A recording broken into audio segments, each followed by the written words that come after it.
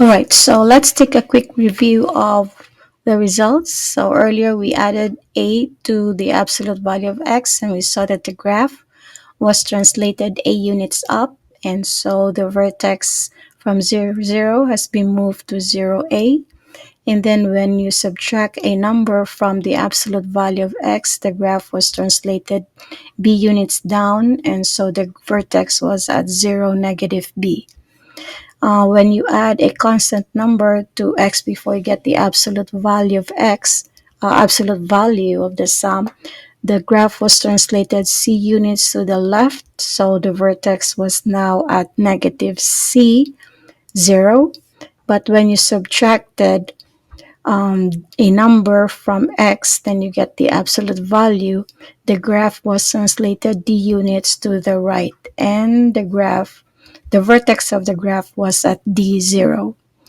Well, if you multiply a negative number to the absolute value of x, the graph will be reflected across the x-axis. So instead of the graph facing upwards, it will be facing down.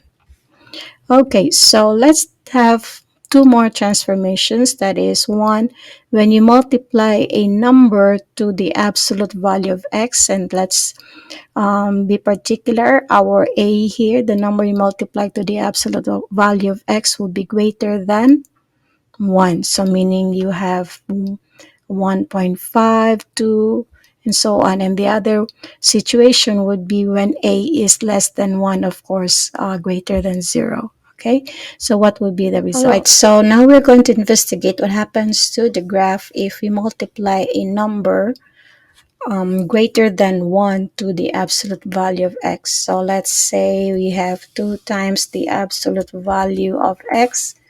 Okay, so what happened here? Remember, this is our original graph, and this is the new graph. So what are the changes happening here? So the vertex is still at 0, 0, but what happened here is that our line on the right side is steeper than the original graph, and likewise with the one on the left side.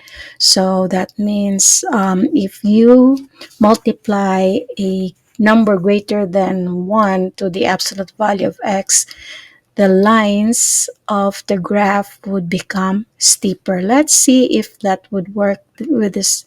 Y equals 3 times the absolute value of x. Okay, so you see the green lines here are steeper than the other two lines, so which means that if the greater the number that you're going to multiply to the absolute value of x, the steeper the slope of the line will become steeper. Okay, so that's the right. So earlier we saw that when you multiply a number greater than 1 to the absolute value of x, the slope of the lines become steep.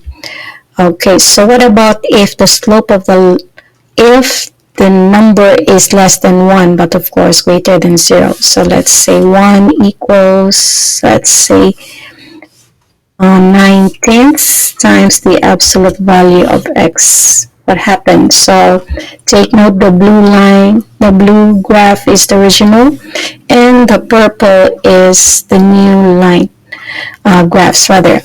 So we see the vertex is still at 0, 0, but this time the line is a little bit less steep than the original graph. Okay, let's decrease the value of the number that we multiply to the absolute value. So let's say 5/10 times the absolute value of x. What happened?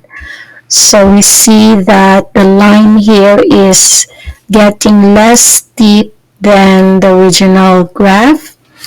So does that mean that as we decrease the value that we multiply to the absolute value of x, the lines will become less steep? Okay, let's say y is equal to 1/10 times the absolute value of x. Okay, so you see the red line here? It's almost very close to the x-axis. So therefore, if we multiply a number less than 1 to the absolute value of x, the smaller the number, the less steep would be the slope. So the conclusion we have arrived with regards to multiplying a number to the absolute value of x, we can see that as a increases, the slope of the lines become steep, and but if you decrease the value of a, the lines become less steep. So but still the vertex is at zero. Okay, suppose you're given the graph and you're asked to find the equation or write the equation of the graph. That is basically where we're going to use what we just learned earlier about transformations of absolute value functions. Okay, so let's have an example.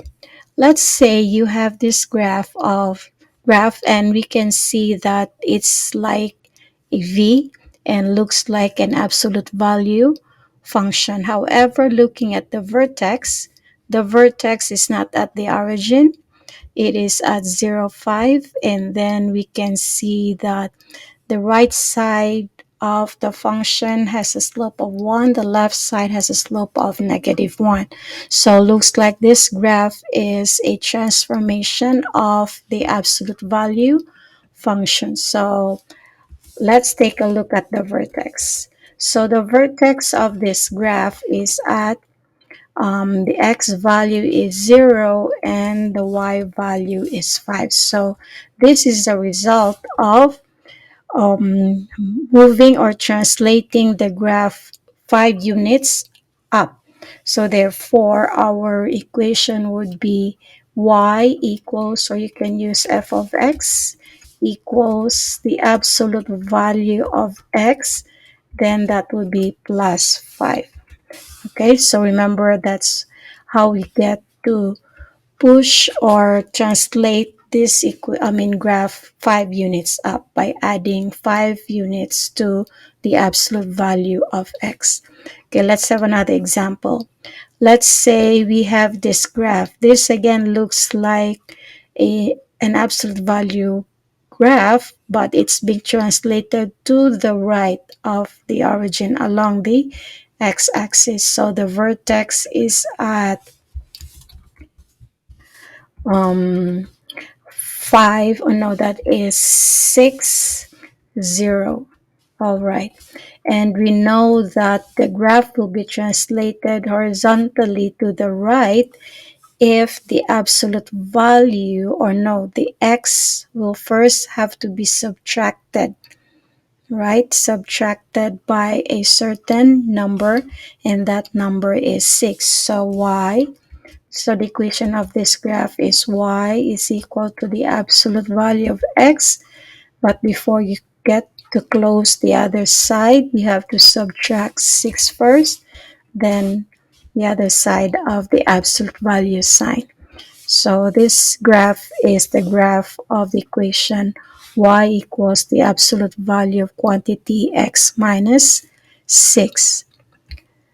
Okay, next.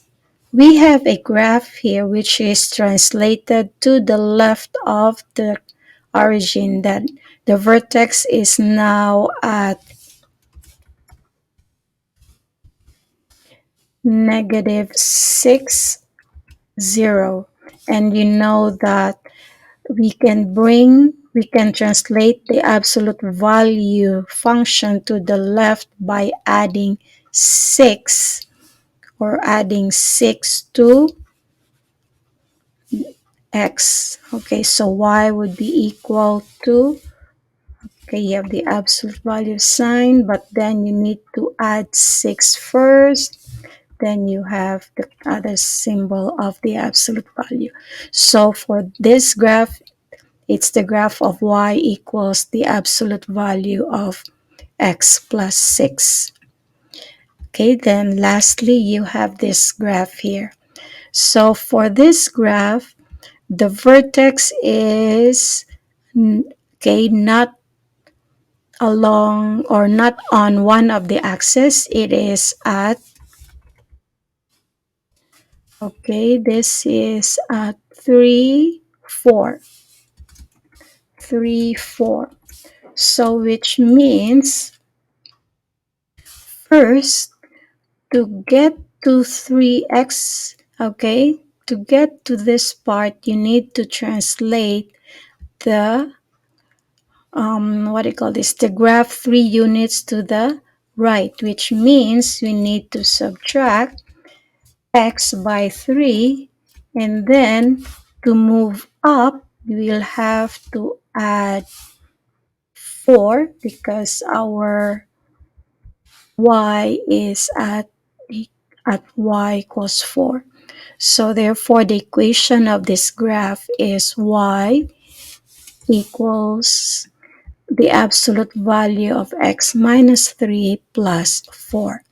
So this shows how our knowledge on the transformation of the absolute value function will be used geometrically.